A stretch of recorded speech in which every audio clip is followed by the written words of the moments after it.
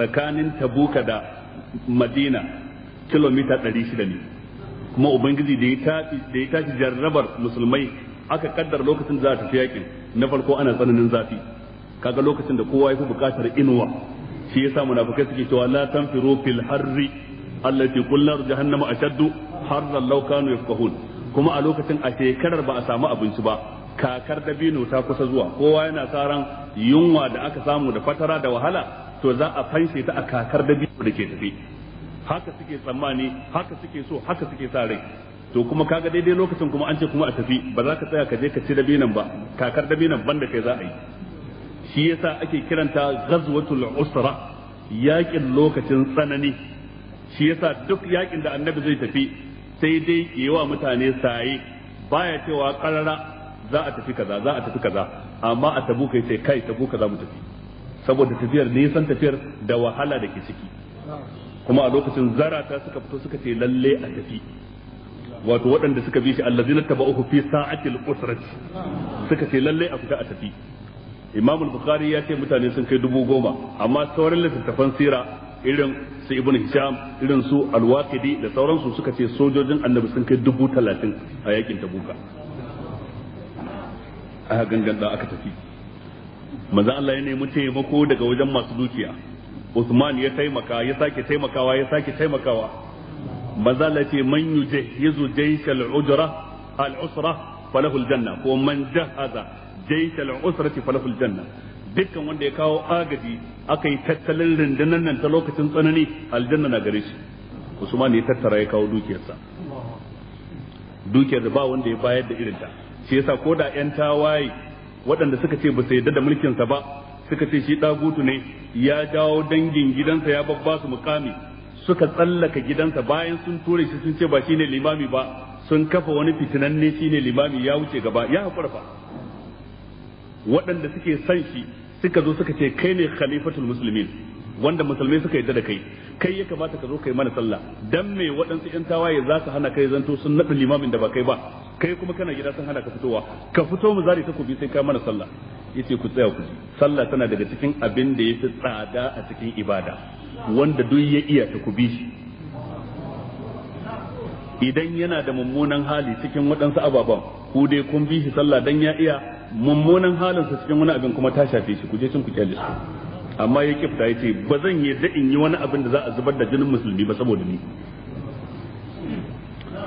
Da suka shigo ya tunatar da su, ya kalle su, ya ce ba ku da labarin manzon Allah ya ce dukkan wanda ya taimaki yakin da za a tafi Tabuka, manzon Allah ya lamunce masa aljanna.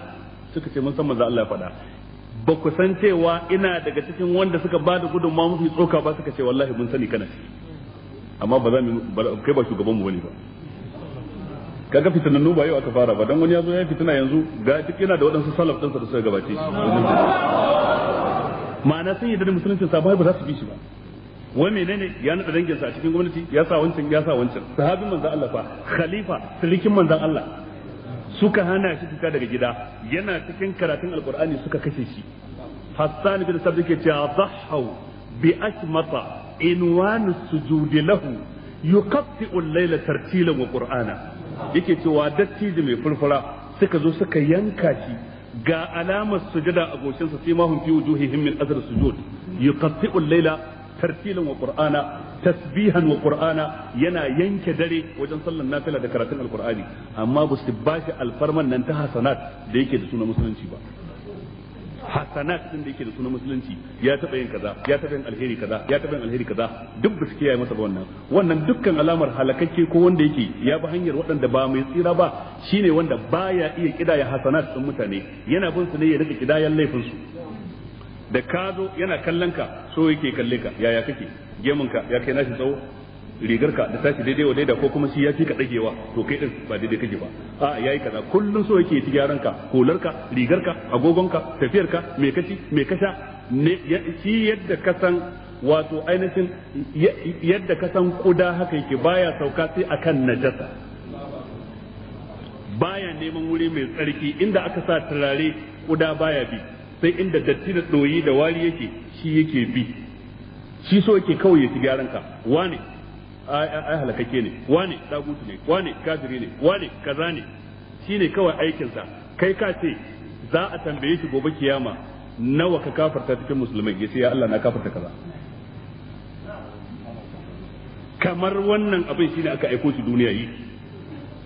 Usman dan Affan yana ji yana gani suka kashe shi, duk daga shi jihad jishul usra ya ba da taimako har sai da manzon Allah ce ma darrabna Affan ma fa'ala ba'da al-yawm, ma darrabna Affan ko ma darra Usman ma fa'ala ba'da daga yau duk abinda Usman ya aikata ba zai cuce shi ba zai hana shi shiga aljanna ba, saboda irin taimakon da ya bayar wajen jishul usra.